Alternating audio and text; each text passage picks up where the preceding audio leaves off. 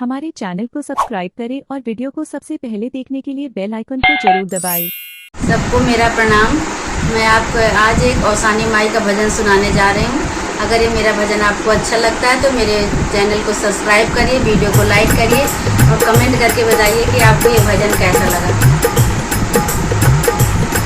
सूखल पेड़वाला वांग चुई हो मैया महिमा तोहार। सूखल पेड़वाला वांग चुई हो मैया महिमा तोहार।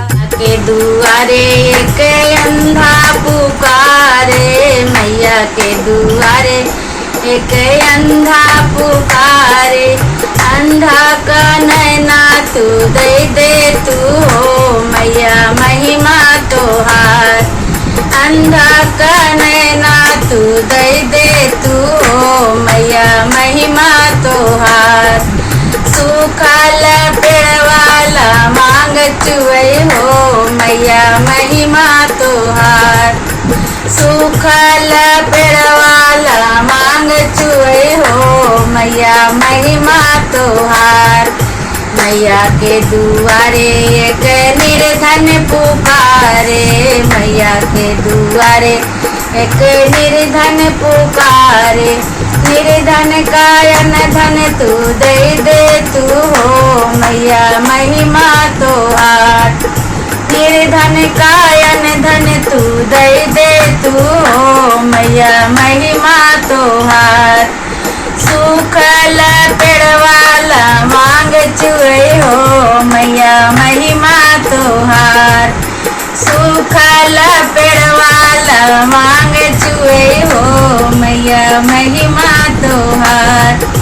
मैया के दुआरे एक बाजन पुकारे मैया के दुआरे एक बाजन पुकारे। बाजन का बालक तू दे तू हो मैया महिमा तोहार। बाजन का बालक तू दे तू हो मैया महिमा तोहार। सूखल पेड़वाला मांग चुई हो मैया महिमा तोहार। सूखल पेड़वाला मांग चुई हो मैया महिमा तोहार। मैया के दुआरे एक कन्या पुकारे मैया के दुआरे एक कन्या पुकारे। कन्या का घर भर तू दे तू हो मैया महिमा तोहार। कन्या का घर भर तू दे तू हो मैया महिमा तोहार। सूखल पेड़वाला मांग चुई हो मैया महिमा तोहार। सूखल पेड़वाला मांग चुई हो मैया महिमा तोहार। मैया के दुआरे एक बालक पुकारे मैया के दुआरे एक बालक पुकारे। बालक का विद्या तू दे तू हो मैया महिमा तोहार। बालक का विद्या तू दे तू हो मैया महिमा तोहार। सूखल पेड़वाला मांग चुई हो मैया महिमा तोहार।